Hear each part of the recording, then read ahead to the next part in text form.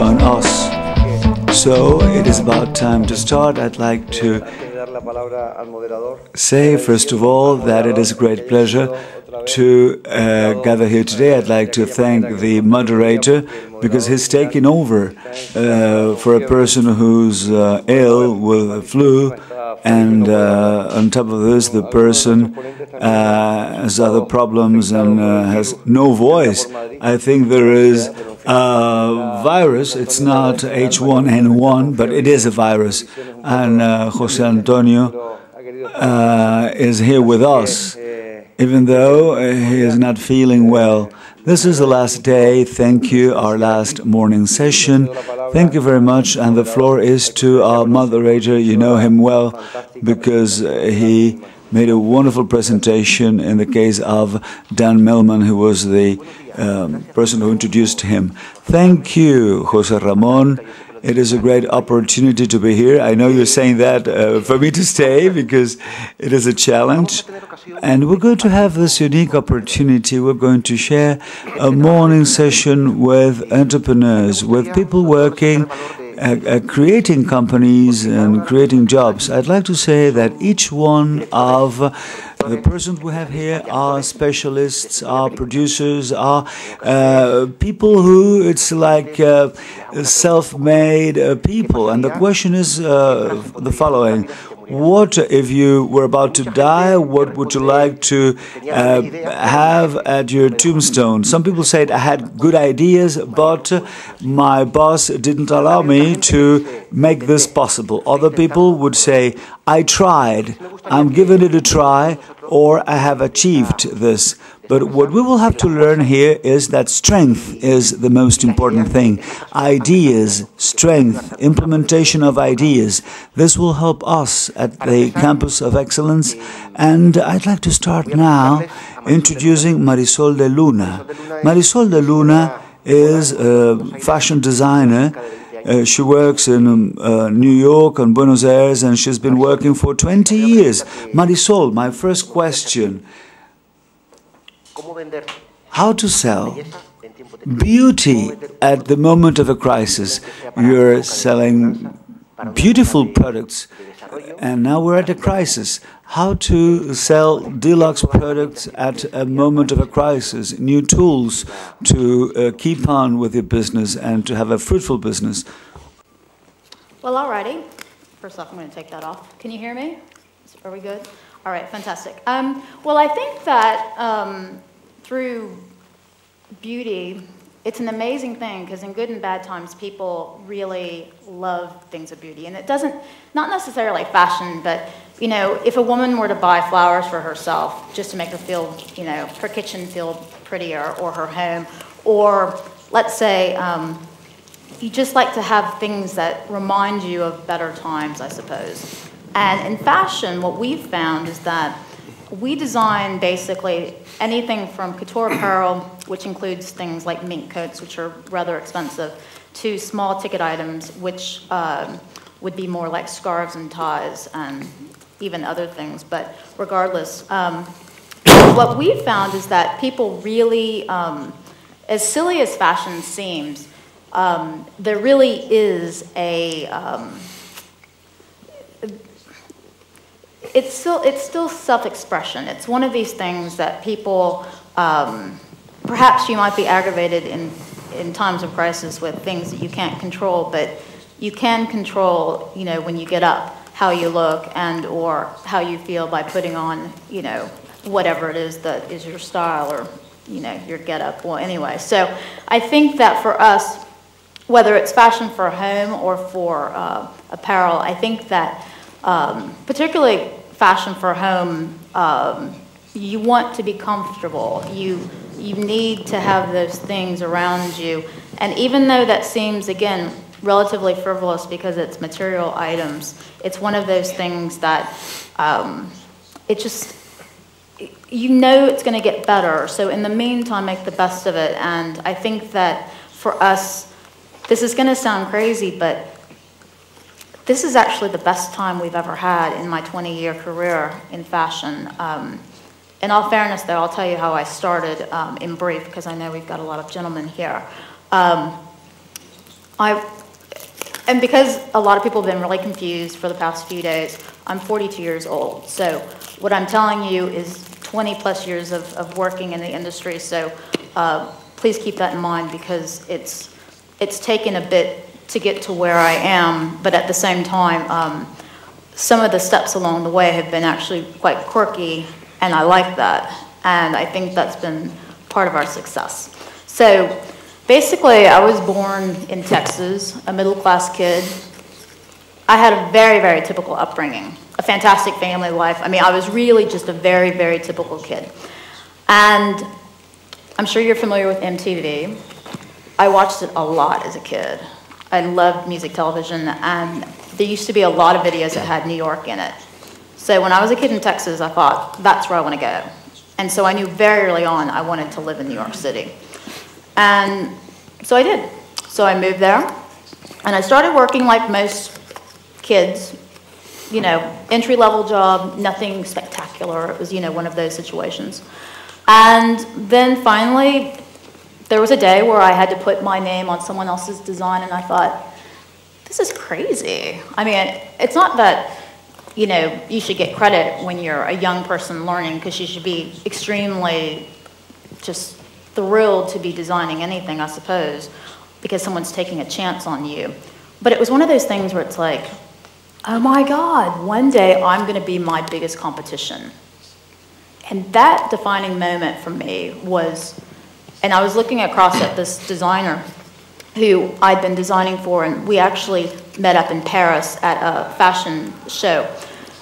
And she looked at me and she's like, Marisol, why are you here? And I thought, well, why not? And it was really at that moment that I thought, you know what, it's time to get going with this. So when I started back in '97, very small. I started from my, actually from my apartment, self-financed, and I really wanted to be self-financed. I had options very early on to have investors, and I didn't want to go that direction. So, because I really wanted to be able to make decisions. And from doing that, yeah, slowly but surely, I was able to get a studio in Tribeca, if you're familiar with New York. And then subsequently, now we're in the Flatiron District, which is a bit more midtown and a little closer to the Fashion District, which I strategically wanted to stay out of that because I'd been in there for a while and I wanted to sort of look at things a little bit differently. So with that, though, through the years I traveled a tremendous amount. And I really love travel, and I recommend it to anyone who has an opportunity to do it, because you really learn a lot about yourself and other people. And I think for me, my first love actually outside the United States was Paris.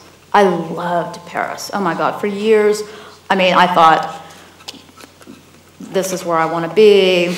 Now I'm sort of looking at it when I'm a little old lady and I don't know what to do with myself. Perhaps I'll end up with a dog in Paris or something. But for right now, it does not make sense. It's one of these things that when I am spending euros in Paris, you know, because I'm, for the most part, making money in dollars, American dollars, and although these days now in pounds and yens and all these other things, so in fact, sometimes I feel like I'm an economist, which freaks me out because we never learn that in art school. But anyway, it's one of these things where I don't take it as a personal failure, but like right now we've decided that Paris is going to be put on hold because it just doesn't make the best economic sense for the company.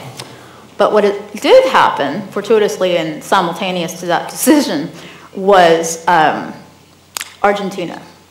Now, people assume, okay, so with a name like Marisol de Luna, okay, your family's from Argentina, fine. My family's not from Argentina. But what happened was I got invited to a wedding of a friend.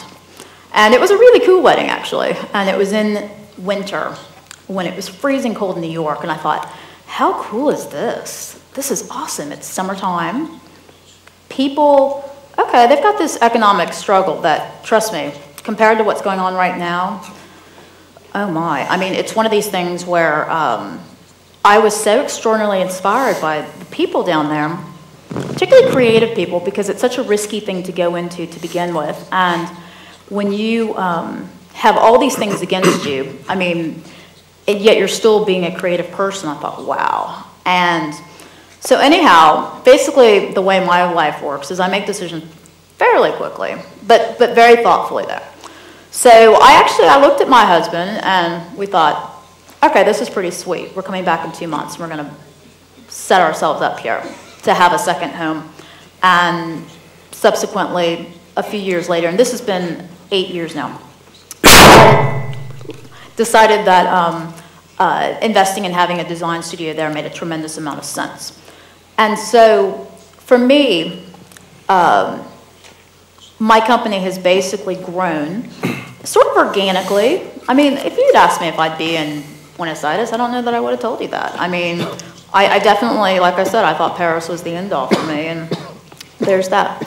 But like I was saying earlier, though, I think one reason why the company's doing really well is, and what makes us perhaps different than a lot of other fashion houses, is that we offer a collection, but we also do a tremendous amount of non-for-profit work. And this is not something that we decided to do because it was trendy or because it was something that we thought would be, you know, sort of a reason for people to come in and purchase our items. Rather, it was something that, for me, and perhaps it was because of the way I grew up, because my parents always, aside from having a work ethic, they really taught us to be socially aware and responsible for other people. And so basically, when I say non-for-profit, and it's a misnomer because sometimes people think, you know, oh, okay, so you work in a soup kitchen or you do this or you do that. Although I do teach art, like to orphans and things like that, that's something that I like to do. And so I've set my life up to be able to do interesting things like that. But I think, though, for me, like, for example, I know we have the disadvantage of distance here, but like the scarf that I'm wearing, I don't know if you know the organization, the Girl Scouts, but it's a global organization for girls. And I was a Girl Scout when I was a kid. And they approached me to do a scarf. And it's one of those things where, you know, most people think of the Girl Scouts and, you know, these funny little uniforms and these girls who sell cookies or whatever they do, go camping and all these other things. But... Marisol? Yes. Si me permite, vamos a ir... Allow me, Marisol, it's very interesting, but we're going to give the floor to other people, and then you're going to elaborate on your reality that is very interesting for all of us. Then you will elaborate on your specific case, and that's very interesting. But wait a second, now we have José Antonio, who's a young entrepreneur and the president of the consultant company. I'd like to ask José Antonio about the changes in model now. There was a book saying Marxism has had a triumph, saying that people are leading nowadays. There is a dictator that is a client, and then human capital with talent and skills and attitudes. How to get adapted to the new model. It's like a long-lasting tsunami.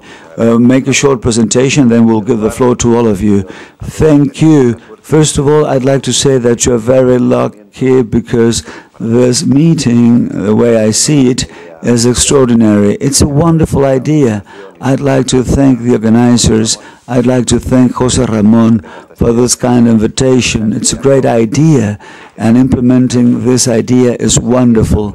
I think it is wonderful to have this opportunity to be here with outstanding people, and I'd like to, well, I understand I have to be brief, because we all want to talk, we all want to say many things, and today the truth is that I feel tired and, well, I'm not at my best. But the truth is that I have started when I was 19 years of age. I was 20 years old, and I had an idea at that time. And then I had some ambitious goals. I wanted to make money in order to travel. I wanted to buy a motorcycle, and I wanted money for my private life. And then, due to that, I had an idea, and I tried to implement my idea. It was a very simple thing.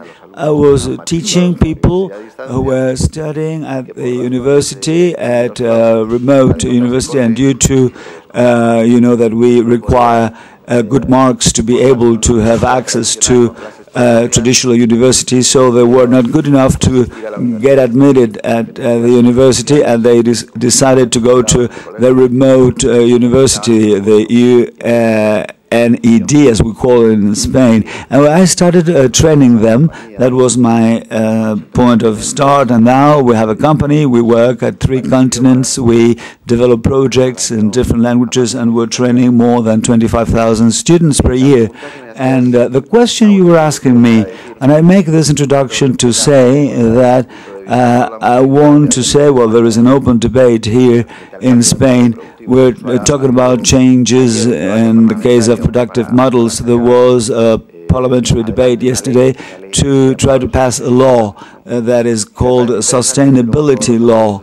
And of course, those efforts are interesting from the administration, and I think that it is up to all of us. We have to do it ourselves. Work, and all of us, workers, entrepreneurs, having a wider scope, and the society at all. And I think one of the key elements, and you have here, you have chosen the right place to stay and the right thing to do, a knowledge-based society. If we want to change productive model, if we want to innovate, if we want to develop new ideas, then one of the pillars is proper investment, investing in new technologies. And that's been measured, because when you enhance 10% investments, then you have growth and job creation.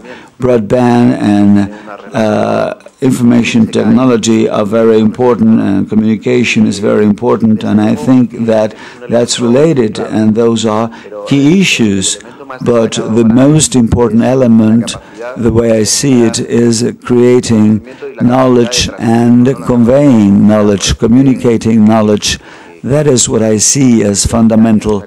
For years and years, that's been described as collective intelligence and knowledge management. That is very important, and we have to get into the right place. Emerging countries are more attractive now, more than local markets, and we'll have to give the proper financial tools. Without financing, this is very difficult. It's almost impossible. And of course, there are other elements, other needs at different sectors where infrastructure is needed. But that's one of the vital elements. Yes, and trying to be brief, I'd like to ask you, are we fully aware of the importance of knowledge for the future in Spain? Because you see countries like India, where there are cities like Bangalore that are at the highest level of knowledge. Are we giving the proper acknowledgement to knowledge, know-how, savoir-faire? Well, that's an interesting question. I think that we are not. We're not giving our human capital the importance and the acknowledgement human capital requires. It will be very positive if a public servant, if the administration would acknowledge this, but there are very many entities, societies, social fabrics. We have to believe this is possible. We have to understand that's a vital tool to compete, and I don't want to be pessimistic, but I think that's one of the best, or one of the rare opportunities we have now. Human capital. We are working at global markets, and we have in front of us well-trained people, motivated people, because they start from difficult situations. They are not well off, and they just work hard and have success. That's a reality, and well, that seems like bad news. Good news, this is the time. We have to do it now. It depends on what we do now, and that is feasible. Thank you. Let's be brief, and now I'm going to give the floor to Rodrigo Aguirre, who had a small accident and we would like to thank Mr. Aguirre. Rodrigo Aguirre is representing social VIPs, and he is a consultant. That's an online platform for exchanging shares, and with resources, they just develop projects. Would you kindly tell us what you do? Thank you. First of all, thank you for being so patient. I had an accident. My car, I got into an accident, car crash, and thank God I'm fine. This is a good moment for a cooperative liability, and there are companies, not only big companies, but even small companies trying to have good links with other sectors in order to improve society, to be better off. And we are at a moment where this model is at stake, a model that has been recently created of what we call company liability. And this is one of the most important aspects. Companies are witnessing now the fact that they are at a bottleneck. They have no resources, no cash, no money to continue with what they wanted to do. So what they promised a couple of years ago, it's not so easy now. And when we talk about corporate social liability, one of the budgets, well, there are restrictions nowadays.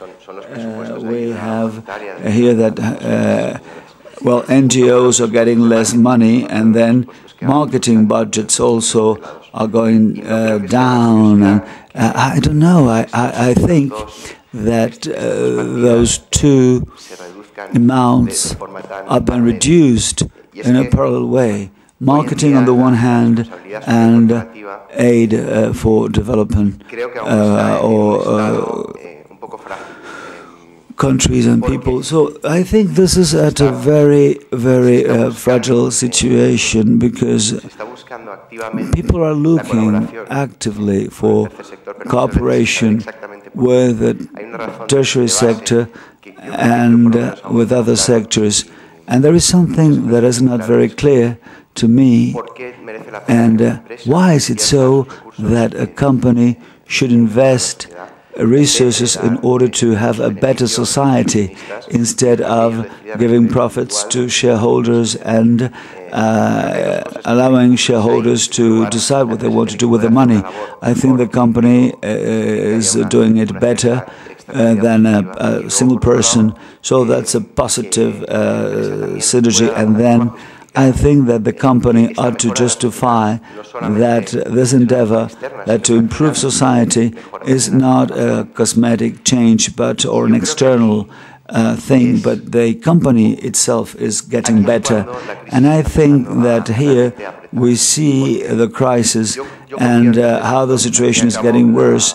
I think that social liabilities and company liability is in the hands of companies working in favor of the third world.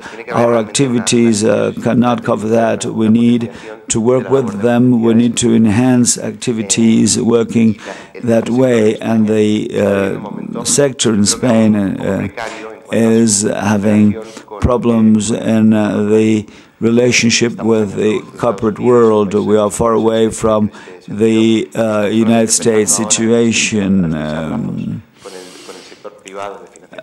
So the public and private partnership. And sometimes I see they are not teaching companies the importance of a partnership and how good it is to work together. I think that marketing on the one hand and corporate liability on the other hand go together. We want to get visibility, acknowledgement for the brand, being different from other companies, because we work for society, doing good things on top of creating good products. I'd like to ask you, we talk about investing capitals in that, but why don't we invest with human capital? I remember American companies were allowing CEOs to take a sabbatic year if they were to work at an NGO. NGO is getting better, but the person gets back into the company with this humane dimension and awareness. Is it good? Not only money, but given people.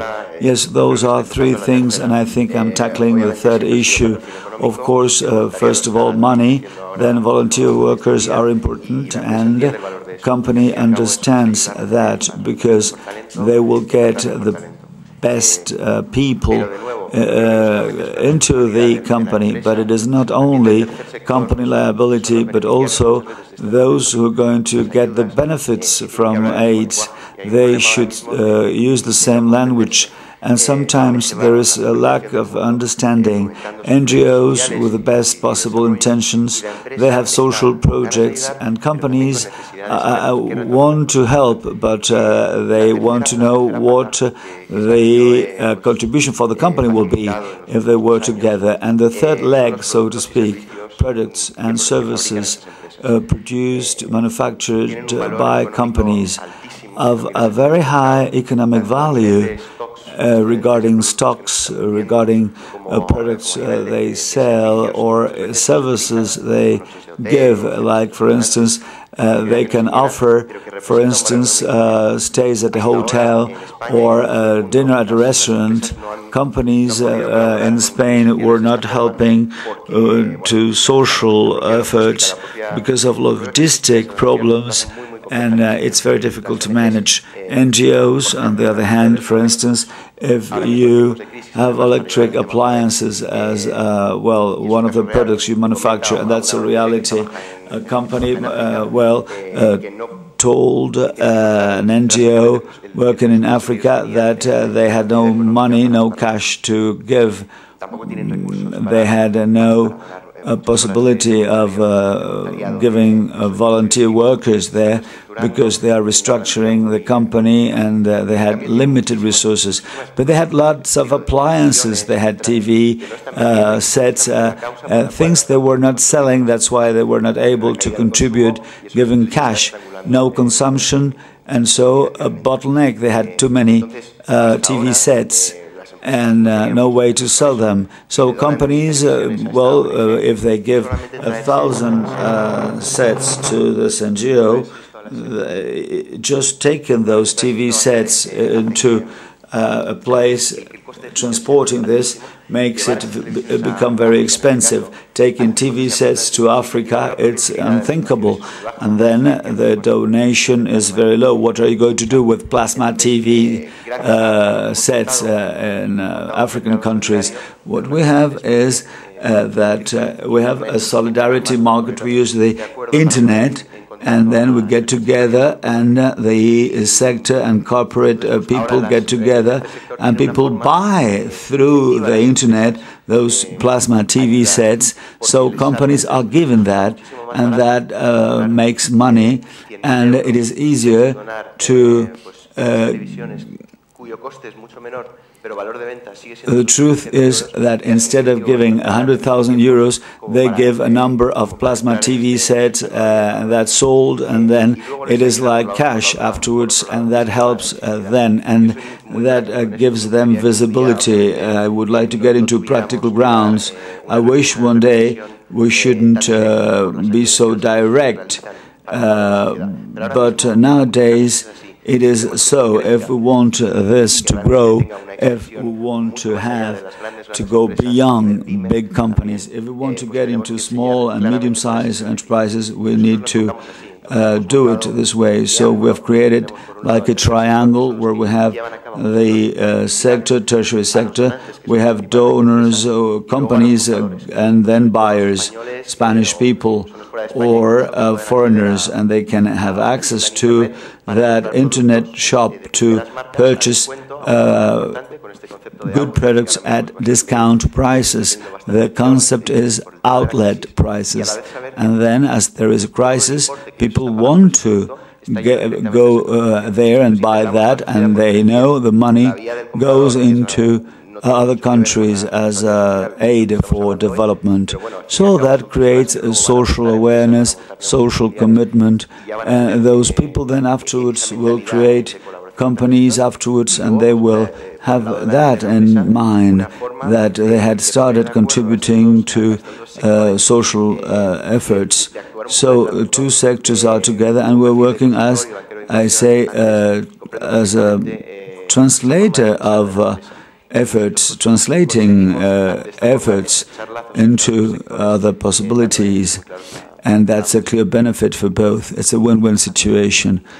Next guest, Javier Lopez, President from Credit Service, and you are self-employed since you were 16. Well, for the time we've spent here together, the question is, where do you get your strength to develop your business? What do you think you have as a plus other people do not have? First of all, I'd like to say that I would like to thank José Ramón. You said José Ramón Calvo told you you should be here, the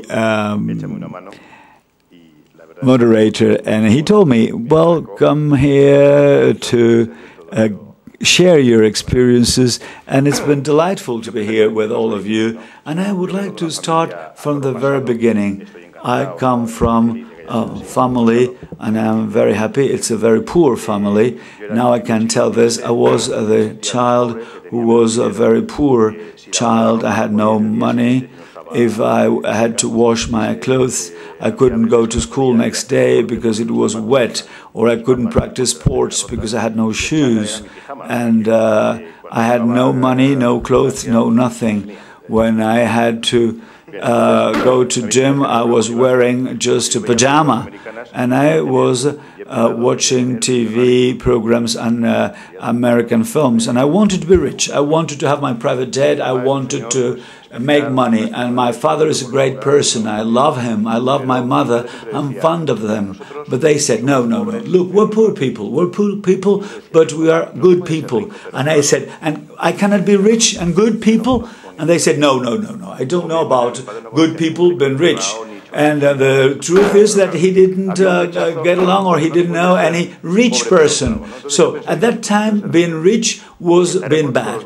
But I wanted to be rich and good, rich and a good person. I believe in God, and I believe in good actions. And I wish one day I'll go to heaven, but my ideas were, I would like to have a Ferrari, I'd like to have my private jet, I would like to be extremely rich. I wanted to be extremely, extremely rich at that time.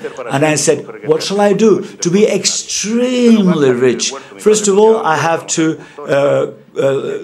well, move from the place. I cannot be at a farm, you know, with agricultural activities. I will never ever become rich. So I said, I have to move out of the country. And one anecdote, and now that I tell this, it's fundamental. I left home at 17 years of age, and that was funny enough. I went to another part of the world, and I was just eating from a trash can, and I couldn't find a place to sleep, and I was eating out of what McDonald's, you know, McDonald's left over, and that's what I was eating there. And I was sleeping. I was on the street. I was a street boy, and then I was marked by that. I was 17 years of age, and I was living there, homeless, and eating from garbage cans. And then one day I said, I would like to eat every day, and I'm going to triumph. I'm going to succeed. And I was motivated to try to become a millionaire. And then you realize that to be a millionaire, you have to be free. You have to understand that whenever you create companies, you need people around you to help you, to give you a backup, because alone it's impossible. You cannot make money if you work alone, so that's impossible. And then on the other hand, you start growing, you start organizing things, and then you have a different business. So I'm not motivated by big yachts or by wonderful Ferraris or by a private jet. Now I don't want that. I want to be a regular person person. I live with a wonderful lady. That's my first girlfriend, and I've married her, and I have two wonderful children. And I tried to be now a regular person. That was a moment I wanted to be very rich. Now I want to be a regular person. I want to be a common person. It is good to, as I say, the most important thing is not the place you get at, the destination, but the trip, the journey is important, as said Mr. Millman. So what I want is to climb the mountain. It is not, no, now you're there at the top, you have to stay at the top. And I say, no, I want to go to another mountain. What I want is the journey. What I want is the experience. So being motivated, those are different motivations. I had created 2,500 jobs along 4 years, and that's extremely important because you realize that the importance of being an entrepreneur. And my girl is allergic, and well, she has a problem, and she wants to get rid of bees because she's allergic to bites. And I say, no, we need bees, we need a pollen, we need that. And I tell that to my girl. The same evolution is here in the case of mankind. And we entrepreneurs, we are a very important part of this fabric of the life cycle. If there were no entrepreneurs creating jobs, there were no jobs. If there were no jobs, there will be unemployment. And I understand that Spanish people want, it is not like what the government is doing. It is not that getting fish, it's learning to fish. I think they have, they say it is a socialist party, and they say they have this O, that workers, and it should be Socialist Party for job creation, not Socialist Party for workers, because when they say workers, they say they are against entrepreneurs. And Spanish people, they want just to learn to fish, not to get a fish to eat. And well, we'll have to tell them how to go to the river, how to get a fish, how to get what you want, to learn, to know about the process. The thing is not getting money, but knowing how to make money. I think we people, entrepreneurs, we are important people for the evolution of a country, and we have to get acknowledged for that way out of the crisis. I'd like to give an example. I'm totally convinced that here we have experts, Nobel Prize laureates, and chemistry, and we are chemical substances at same pressure, same temperature. We would not react. I need an experience to realize that I have a potential I need to achieve. And I think that people that are unemployed, they need something special, a catalyzer to realize that there is something inside, a way out, will be to understand, to be brave enough to start entrepreneur efforts. And if they became self-employed people, that will be a great step forward. There are people with entrepreneurial capacities have not developed this. I trust in the case of franchising, out of 500 companies internationally, most of them are franchises, and I motivate entrepreneurs. I've never been a worker or employed person. I try to be identified, or to it is difficult if a person tells me at 7 p.m. the person wants to go back home. I don't understand. I work 18 hours a day, and I don't think they love their children more than I love mine. But I have my own business, I have my research and development company, and I have a business that's losing money every month. And I tell the CEO, no, that's impossible. We're losing money every day. I'm going to close it down. But prior to closing this down, I'm going to give you an opportunity. You're going to have running expenses along 3 months, and that's money, and you're going to become an entrepreneur. So you start as a self-employed person. 90% of what you make is for you. 10% is for me. In 3 months, they were getting a lot of money, and there were no problems of trade unions, because when you have workers, you have a trade union. That's another subject. When you have then trade unions, and then you have to be at home at 7 p.m. because you cannot keep on working. Saturday morning you cannot work. Well, people now, he gets home at 9 p.m., he's full of expectations, he works on Saturdays, and he's making a lot of money. This is #1 business in Spain now. He had a potential, inner potential. I remembered him, and I said, well, it's incredible. I was about to say, I was saying I was losing money and you are able to make money. Perhaps unemployed people will need that opportunity, and it is not that difficult to become entrepreneur. It is not easy, but it is not so difficult. Nowadays there are mechanisms like franchising. You can learn how to do it, and I think that we need help in order to learn to fish instead of getting something to eat. Well, finally and briefly, do you think we have vocational entrepreneurs, or you become entrepreneur because it's a must? Now, at a crisis, out of fear, out of need, entrepreneurs will start working as self-employed persons. What about the future of those people, those who have the vocation and those who want to make a living because it's a necessity? I think it is not so different. I think that if you have that inner potential, you can potentiate that possibility. Since I was little, I remember I was telling my father, I will have business all over Spain.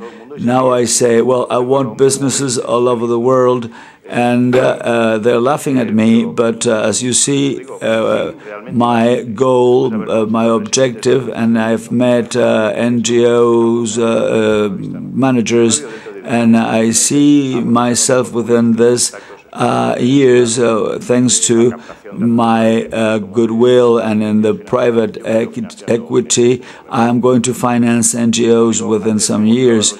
Before I was motivated by being rich, now I'm motivating by staying home and becoming happy, being happy. I think that the important thing is to realize that you have the possibility, inner possibility, and the important thing is that you're free. You're free. I don't know if you understand the concept of freedom, freedom and liberty. Freedom. I have a freedom of choice.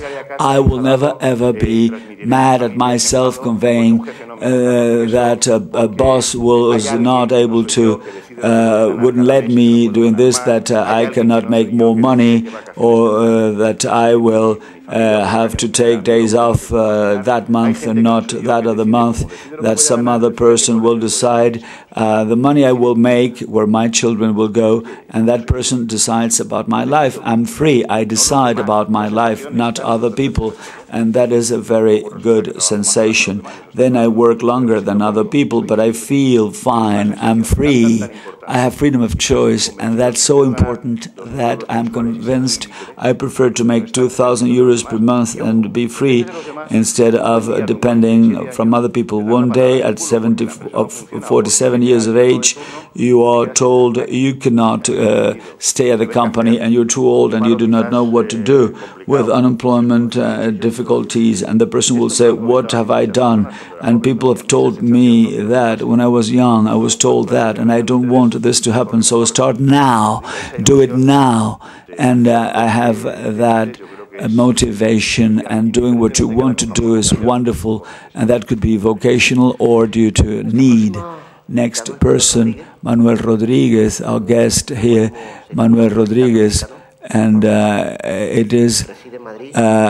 he's based in Madrid, and he is a guitar manufacturer, hand-made guitars. He's selling guitars. 90% of the guitars are sold to different countries. He knows about other cultures, about other countries. What do we lack? Thank you, José Ramón. It is a great opportunity to be here with all of you, and it is important to convey our culture to Nobel Prize laureates. They have visited our factory, our manufacturing plant, and it is like Javier, what you've said. I come from a very poor family.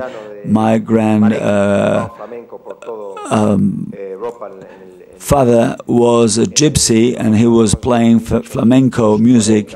Well, my great-grandfather, 1840, he was just a gypsy dancing around. Then my grandfather had, was a fishing, and there was an accident there, and people were not buying fish.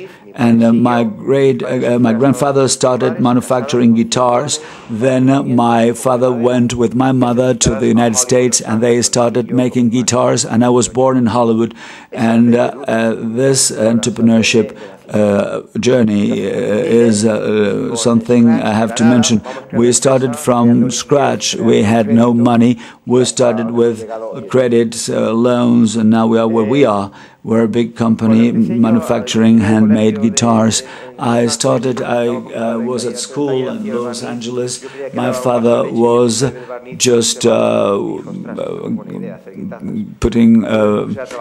varnishing guitars, and one day I had an accident. I drank a chemical product and I got sick, and I wanted them to stop manufacturing guitars.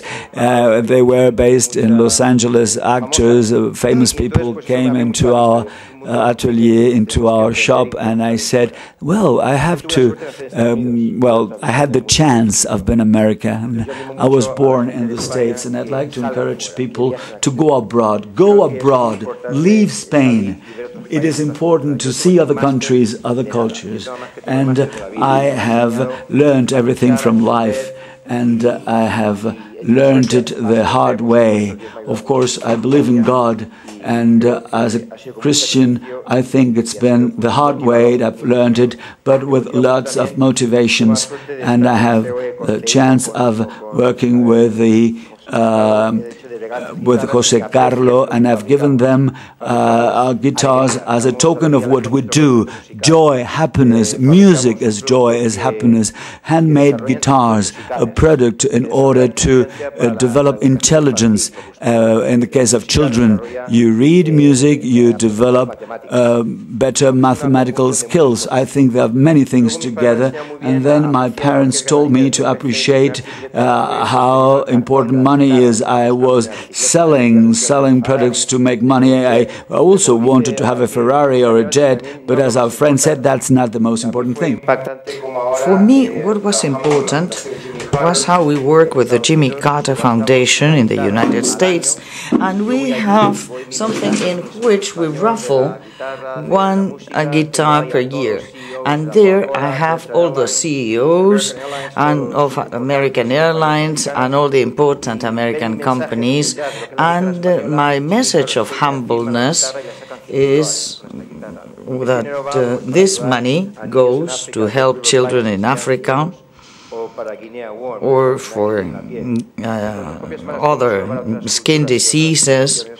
And this is a great blessing. And my mission is animo mucho a los emprendedores que están ahora aquí, que quieren crear empresa, de que salgan. Yo empecé hace 5 años a montar una fábrica en China, más ha dado mi empresa, porque en España la competitividad estamos por los suelos, como ya sabéis todos. And in Spain, we have many rights or many duties and very few rights.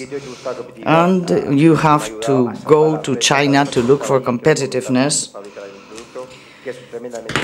And this is extremely painstaking and laborious. And this is something that defines my beliefs.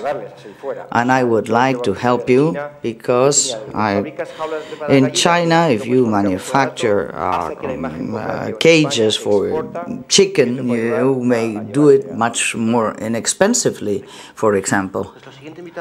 Well, the next guest is Lotfi Ghandauri. He is Canadian of Arab extraction, and he's going to speak about social entrepreneurship. So convince us so that we may become social entrepreneurs. Well, first of all, we are going to see what is going on. We speak of crisis, but what is a crisis? A crisis is a disconnection with our own dreams. Sometimes we think of making money, but what happens if I start with my dream and then I have to act differently? What is a global crisis? A global crisis is a disconnection with our essence of humanity, with the human being, with the environment, and with nature. I come from Canada, and you know that polar bears are disappearing. We know that Philippines, with the raise in the level of water, is going to disappear. So we speak of products, we speak of many things, and if there is no one more to consume them or to be there, what is their use? So we had to, the word development was so negative that we had to add again the term sustainable. A social entrepreneur is a person who, instead of having the idea of developing the world or making money and afterwards help, is a person who decides to place social actions within his own values, and they see that they can do this by just going along. You can do incredible things. And we have seen this with all the help we've given. There is still much more poverty in the world. We have seen that with economy only, it doesn't work. That economy also requires us, and this is why we have invested so much money in banks and in large companies, so that they will create jobs, and we see that it hasn't been enough, and we realize that the only thing that works is the dignity of human beings. So how can we help people? By generating a business, because you can have the best project in the world, and we saw it before. With the crisis, the first thing that is cut short is social responsibility.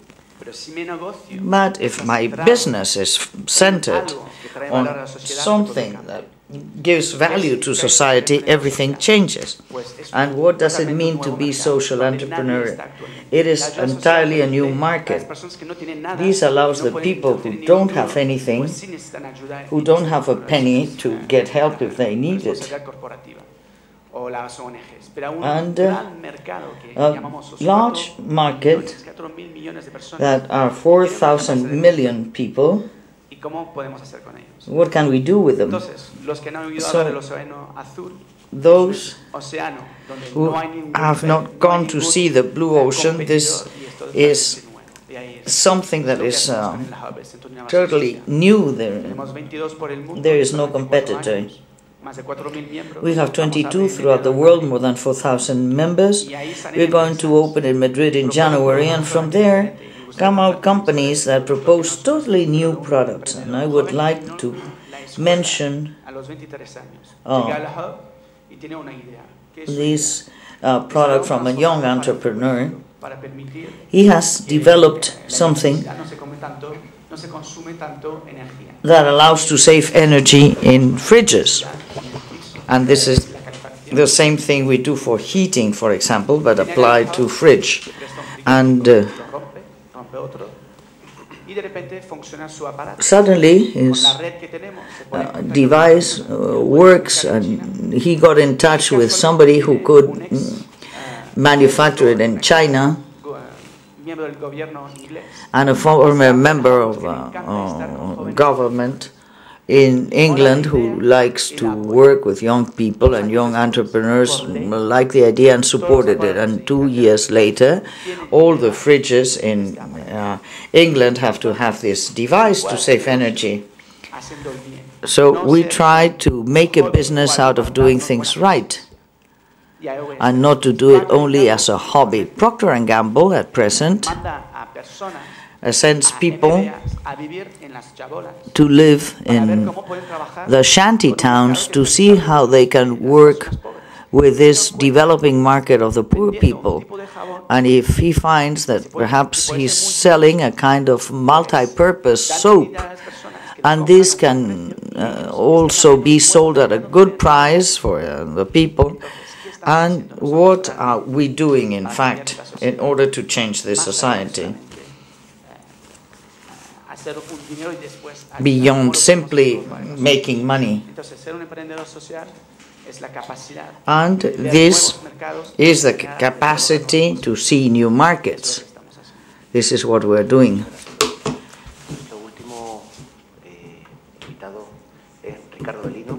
Our last guest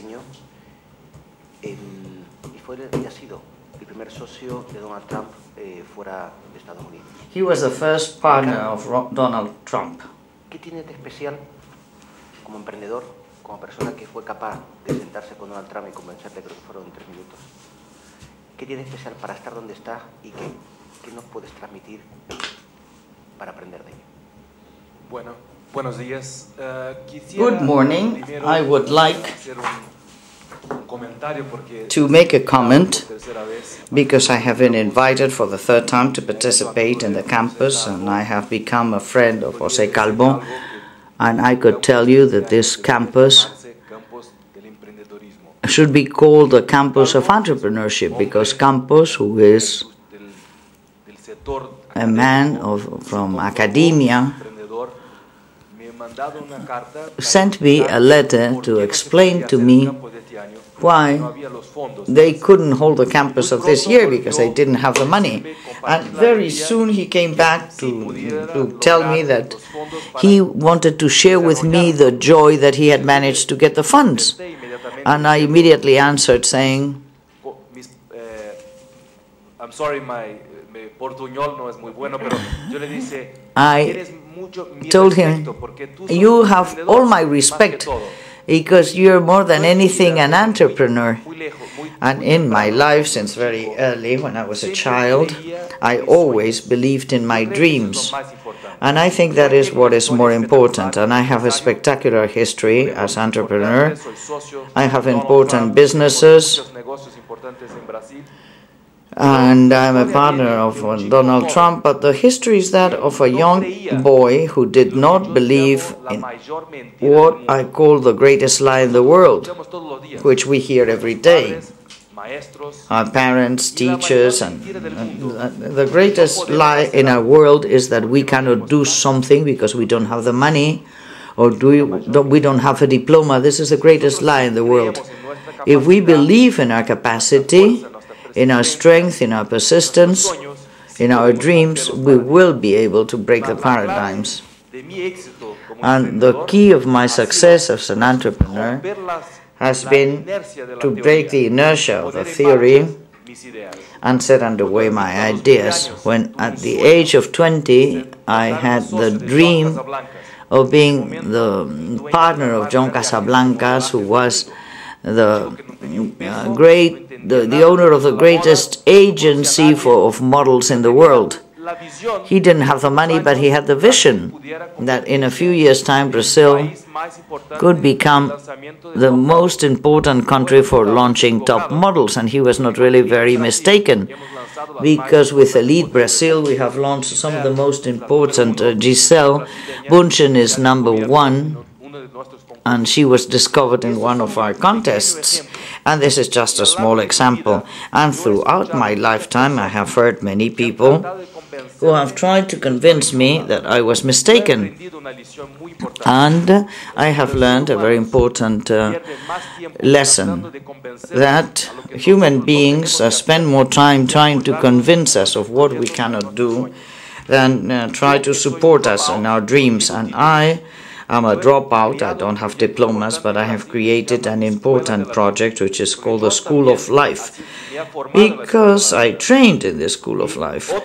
And other Brazilians and other people from other places of the world who did not have a college degree have become examples on success stories that should be imitated by everyone.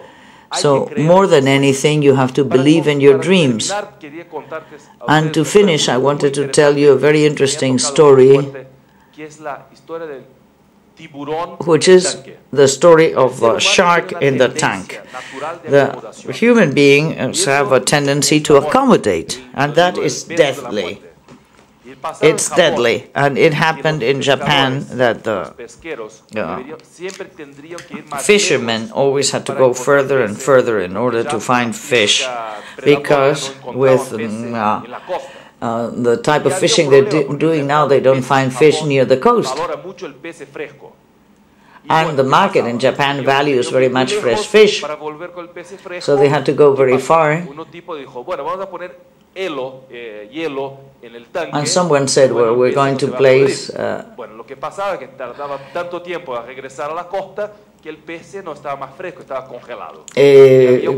ice in the tank. But what happened is that it froze. So they said, well, we will put water in the tank and they will remain alive. No, he was wrong.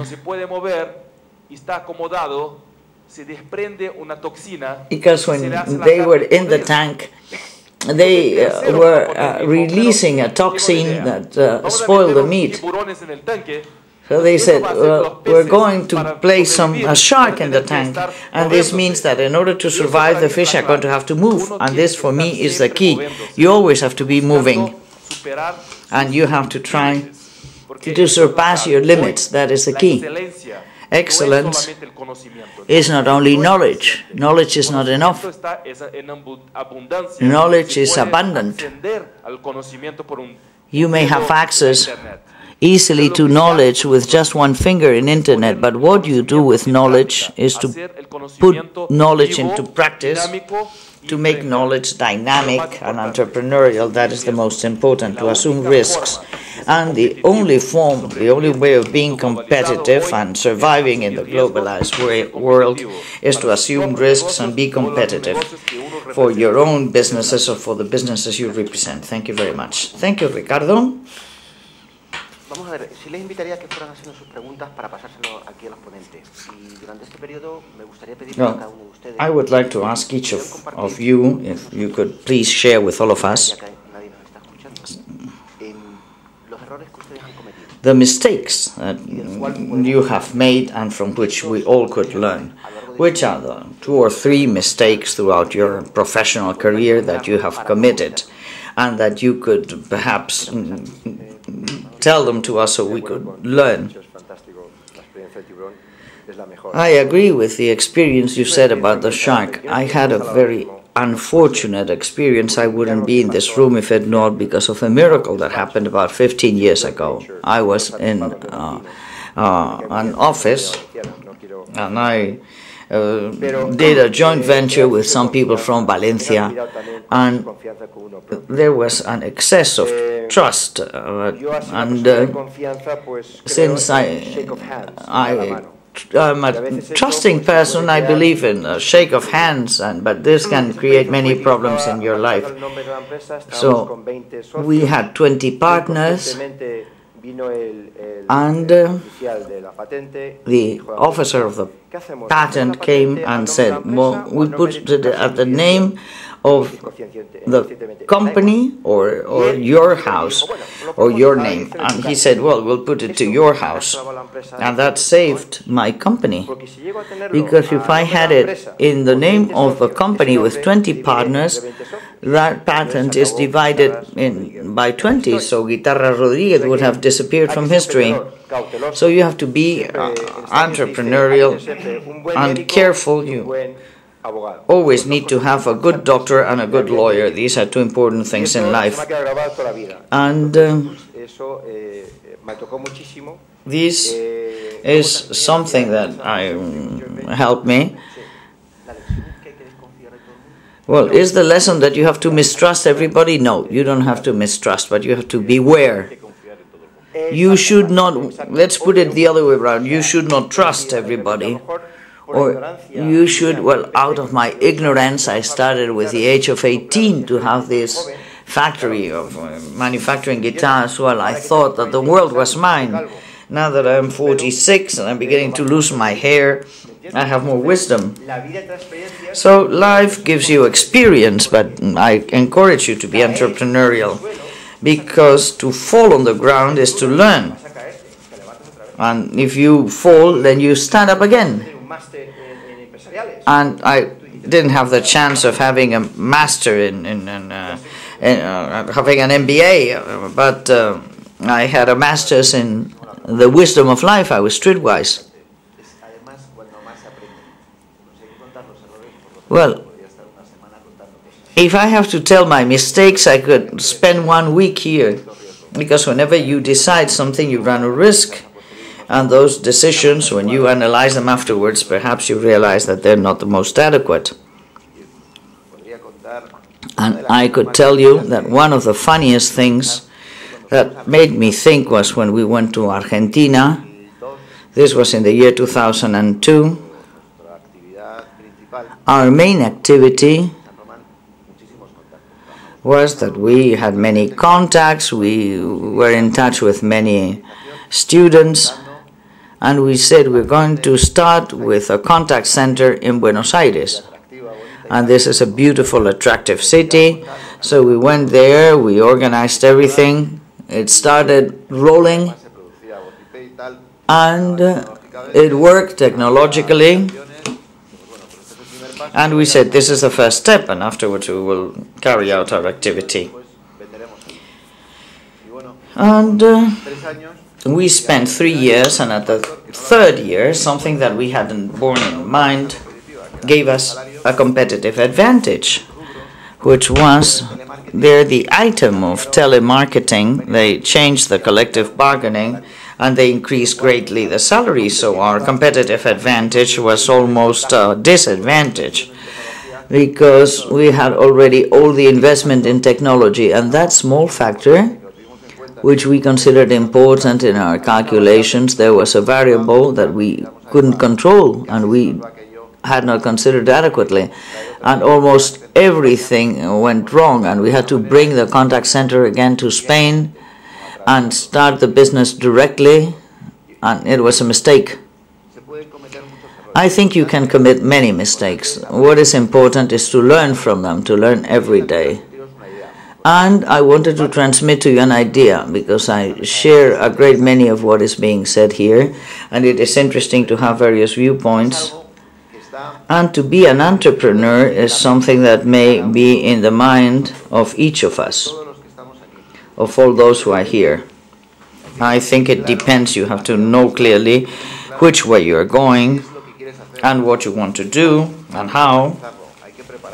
You have to prepare yourselves, and as you open doors, you discover more rooms and more opportunities and different ways of doing things.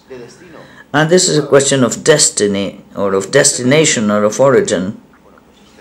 Independently from the fact that you may be in a certain economic conditions, or certain social class, or certain training, certain level of training, it is a question of where we are going and personal attitudes and values. There are no previous conditionings, there's nothing easy, and this is a very personal experience and no shortcuts. I say that training and education give us an important competitive advantage in the capacity to manage for analysis and also in the speed of response, and this is vital, and you have this advantage. But along the lines of what you said, everybody speaks here about the needs in origin. So what's going to happen with your children? Your children, and I launch this as an open question, possibly they don't see you as much as you would like, but they have a comfortable environment, and what happens? Are they going to have less strength and less power than you because they've had an easy life? Well, I am now trying to search for international partners. I have manuals of all my business. I have a book that says 5,000 mistakes that I have made in Spain. And one for your reflection. The day when I opened my office, number 500, the president of an association of consumers called me and said, "Mr. Lopez, I have to talk to you because of something very serious." And I'm going to summarize. He said, "Well, everybody who's in the financial world in Spain has to pay. and I have a publication, and I publish things in the media, and you have to give me 300,000 euros a year for life. And I said, what do you mean for life? And I will give you an award that will be shared with the first banker in Spain. If you don't want to do this, you will have also a campaign of against you for life. And I was horrified. I agreed to meet him again, and I recorded everything, and if you send me a mail, I will send you the 2 hours recording with that gentleman. And I decided, and everybody says it is a mistake, not to pay. And since then I have a permanent campaign against me. But it doesn't demotivate me because I know why. But when you go international, they say, well, if you look up my name in internet, you will be horrified. Because someone went to ask for a loan and he didn't get it. And since he didn't get the loan, it says Credit Services is putting a poor old man out on the street. What would you have done? Would you have paid? And you would have a campaign of prestige, and you could enter all markets more easily, as many of the banking institutions do when they pay. Perhaps some others have been told in a milder way than the way they told me, or you don't pay. If you pay, well, you're stuck there, and next year they might, if you bend into chantage, the first year it will be 300,000, next year it might be 600,000, so I deposited this recording in the court, and this gentleman says that this was a friendly conversation. I should have paid in order to demonstrate that there was a crime here. So what did I learn? That life is hard. But I prefer to take longer. Any entrepreneur who values my history just because of a comment on internet is not the one with which I want to be partners. And it's taking me more difficult to go into international partnerships. But those who have to know me are stronger. And I think this is a divine message which helps me to only sign agreements with people who are really worth it and who trust me. And everybody says it was a mistake that I didn't pay. I have many experiences in my lifetime.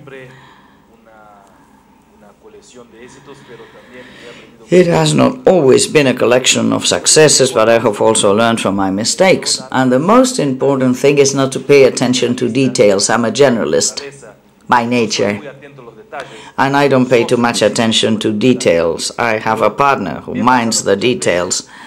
But it happened to me many times that I have to find a way of processing what for me was the key for success, which is to manage human relations. Everything may be talked about, business, economic crisis, this happens, these are cycles. And what doesn't pass are human relations and how you relate with human conflicts. And for me this is the key, and I have learned a great deal from those that I acknowledge they have a capacity to prosper. And I consider that they are really great in the entrepreneurial world. But I have learned much more with the anti-Midas, not with the Midas that turn everything into gold, but with those who don't have a vision. And these people, I have created a title which is Sadin, which is Midas written backwards, and to recognize the existence of Sadim and Midas. It is not only to be able to say, well, you're a Sadim because are you doing this to me? No, we're all like that. We're all both things at the same time. We have a part of us which is Sadim, and because of envy, it tries to perhaps destroy the dream of the other person.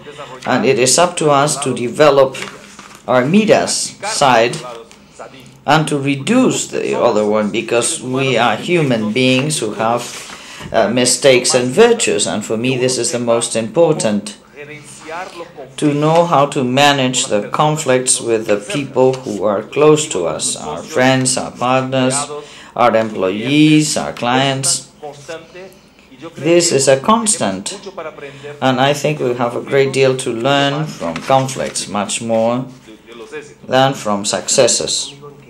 But Ricardo, I suppose you agree with me that in this process you have to flee from the sadim, even if they are members of your family, because they're going to take away our energy, and you have to search for the midas throughout your life. Shouldn't you take away people who deprive you of things rather than those who, well, but it is impossible, because you have to learn to live with them. And it is not possible to say, well, I'm not going to relate with sadim only with midas. That does not exist. So you have to learn to live with the pathology, and I have even written a book that the title is Sadim Midas, and I've had the opportunity of seeing a great psychologist in Brazil who wrote the preface, and he said this is a pathology. It is something that many people develop, and it is impossible to prevent it. You have to learn to live with them and draw lessons, because you're always going to be able to learn in order to develop your strengths to continue. It is impossible otherwise, and for me, to learn to live together with conflicts is the most important part for you to survive and be successful in your life. Let us say that along the lines of the film that was shown at the beginning, we also have the peaceful destructors. Yes. Lotfi, what errors that you can tell us have you committed that we can learn from? I would say that the first is not to follow our intuition. Our intuition is the capacity to become enthused and see positive things and connect. And our intuition sends us messages, and in order to accommodate or to face and to shorten the path, sometimes we need a lot of courage. On the other hand, we'll have to... A mistake is when we think we can do everything alone. Things ought to be done jointly. We have to be humble to admit that creation is a joint effort. We need to do it with other people. Sometimes we think we have everything under control, and sometimes, all of a sudden, things are bad, and there is a person there to give you backup, to give you support. So first of all, you need trust, to be surrounded by the proper people, but you cannot do it in a standalone mode. You need other people. Rodrigo and Marisol. Rodrigo? Two questions. Well, having nice life as a child and errors. Well, I had a nice childhood. I had all the possibilities, studying what I wanted, traveling when I wanted. Every 3 years I changed continents, and that was a wealth of knowledge. On the other hand, that was one of my weak points, because having all the alternatives, having all the possibilities, many things to do, many ways to make a living, then you don't have the seed of becoming an entrepreneur. But there are good social issues there, not as a business person, but as a social dimension, because we enjoy success. In the case of the family, stemming from a well-off family is not enough. I realized that, and according to my age, I got enough money at that time, but that was not what I wanted to have. And of course, that was a seed that was planted there. And the big mistake is not realizing that I was totally free to change the rules of the game. I studied at a good university, Chicago, Illinois. That was at a very important investment banks.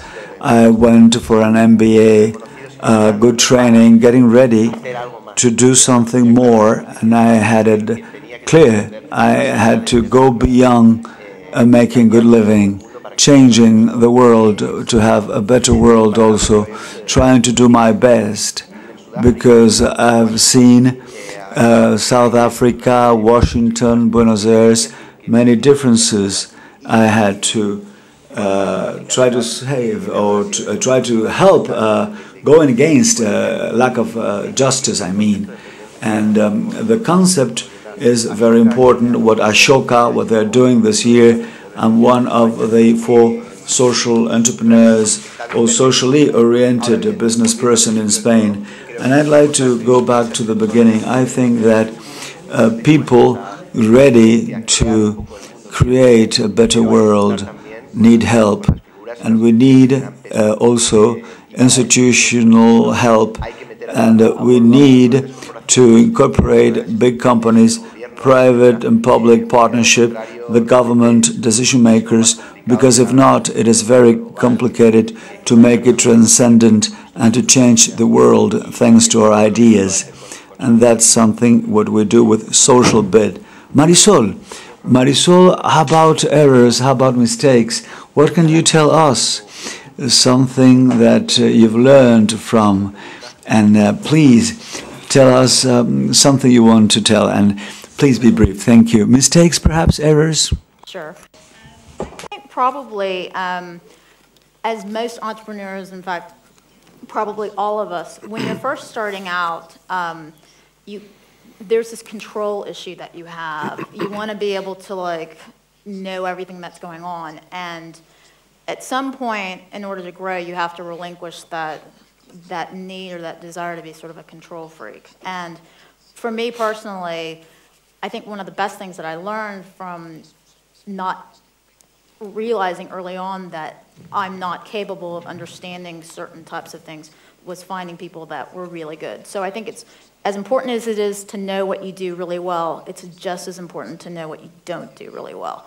And so I think that's the first thing. And the other thing, because I'm in fashion, I think there's sometimes, because you do walk red carpets, you do get invited to the White House, you do get presented to Her Royal Highness Queen Elizabeth.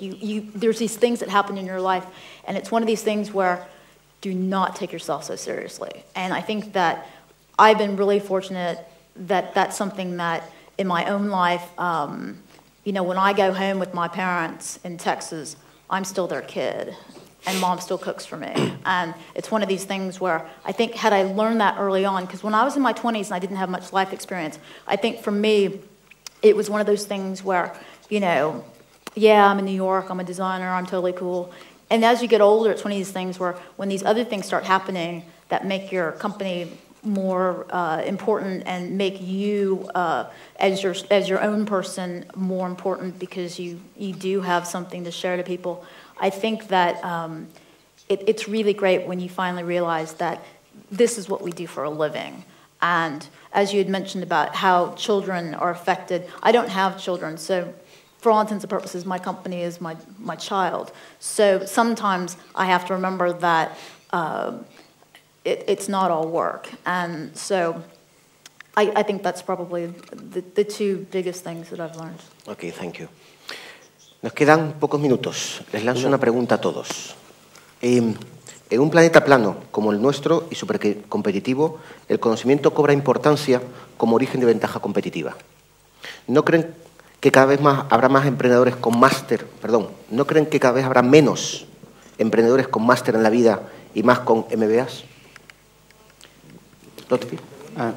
Repito, debido a que el conocimiento va a ser el elemento diferencial, ¿no creen que esos emprendedores con máster en la vida, sin formación, juegan con desventaja que los que tienen formación? Sí. El Lotfi había pedido permiso.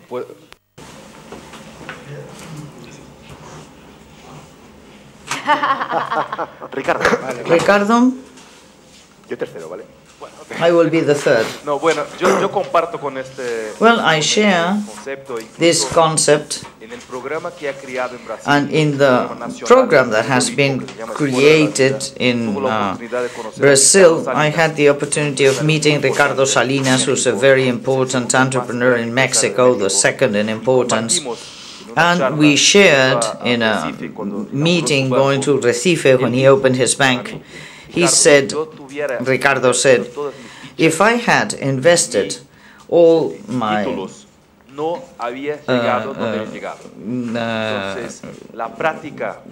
chips in education, I wouldn't have reached where I am.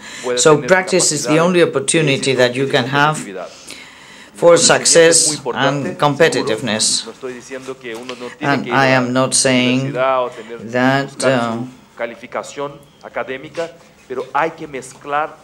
this is not something that you have to connect with practice, because the world of academic theory may become a terrible problem, and you are not going to be able to guarantee that you may buy your house or your... And this is not true. You take 10 years of your life that you're in a schoolroom because you believe that with your beautiful MBA diploma you're going to be able to achieve this, but this is not so. It is the school of life that will give you those opportunities.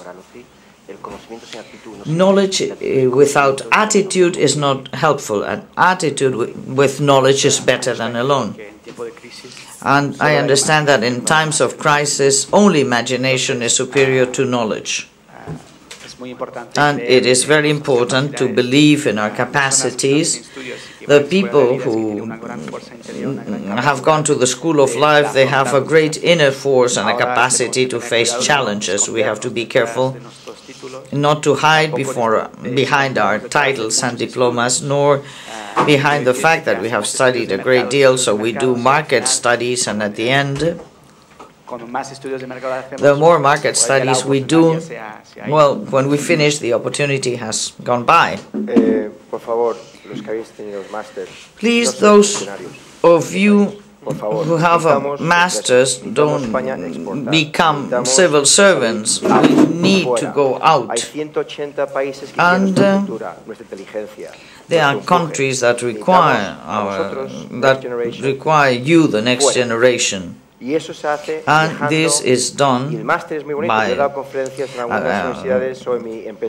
teaching, and I'm convinced that a master's degree is very important, but if you don't go abroad and you meet people, for me, the maximum entrepreneurship or the maximum personal career is to meet people, more than to have your private jet or to go in business class, to meet human beings. And this person told me, take the most of life, learn more, and then you will rest in heaven. José Antonio, very brief. In the same line of thoughts, probably, when we think about it, my mistake was not to be able to understand that I should have been ambitious in a different way, being ambitious in the good sense. We want to change the world, to have a wider scope, a bigger ambition while changing the world. When you want to buy a motorcycle, well, you go for it, but you have to know there are many things beyond that, knowledge based on experience. And I think that there is a factor that's a multiplier, and the experience, the vital experience, the journey along life brings things. While we learn from experiences, we'll have to analyze what's happening, we'll have to give it a thought, and we'll have to do it differently. And also, it is true that knowledge technical knowledge, skills, capacities will teach us to do things faster in a better way. But there are mistakes. If you have 0 knowledge or 100 knowledge, you can be in between. But 0 is a mistake, 100% is a mistake. We'll have to get better through knowledge, to do it in a better way, to do it faster and to avoid mistakes. It is a synergistic approach, learning from that. And I'm not in total agreement. As Lotfi said, creativity is crucial, is vital. And when you're studying different frameworks, different references, it is difficult to dare create your own model. And on the other hand, you have the risk. And it is difficult to take risks when you have too many alternatives. I've seen people who are the example of those having MBA knowledge, good qualification, good business people. They dream about becoming entrepreneurs. They have a dream and they never ever do it. They are like frozen, paralyzed because they don't want to take risks. They don't dare take risks. Good ideas are like black swans that do not have relationships with knowledge. Then it's very good to have the MBA qualified person to be the PR people or to do what they do. But the business person ought to be there, and perhaps that person is not qualified at university. No, I am not a university degree. Inglés, mi inglés no es un inglés perfecto. Zapatero says, my English is very bad. Tell my children, English is very important. If I knew how to speak English and I dare speak English and I've learned this, just listening to people, playing with people, talking to other people, it is like playing the game as being interpreters or translators without knowing the language. But of course, the thing is that the good thing is you have to be educated and to learn things to become a business person. I've learned from books, I've studied at different seminars. You need to know mathematics to create a business plan. You have to get knowledge. Attitude is important, but I tell my children, you should learn, you should study. I would recommend people to start working for other people and to make mistakes while working at somebody else's business, and then to become entrepreneurs. I'd like to thank you for a kind presence and the participation. Yes. Okay. I think it's a good idea. It's a good idea. Then you won't have to. You don't have to pay the price. Then it's mistakes at somebody else's business. Good. Good. Well, another question. Yes. Well, regarding next generation, how to convey to our next generation this. Well, but I have no time for questions, so thank you for giving interesting answers. We've learned from all of you. You've shared your life experiences with us. Thank you very much. Thank you. All the best.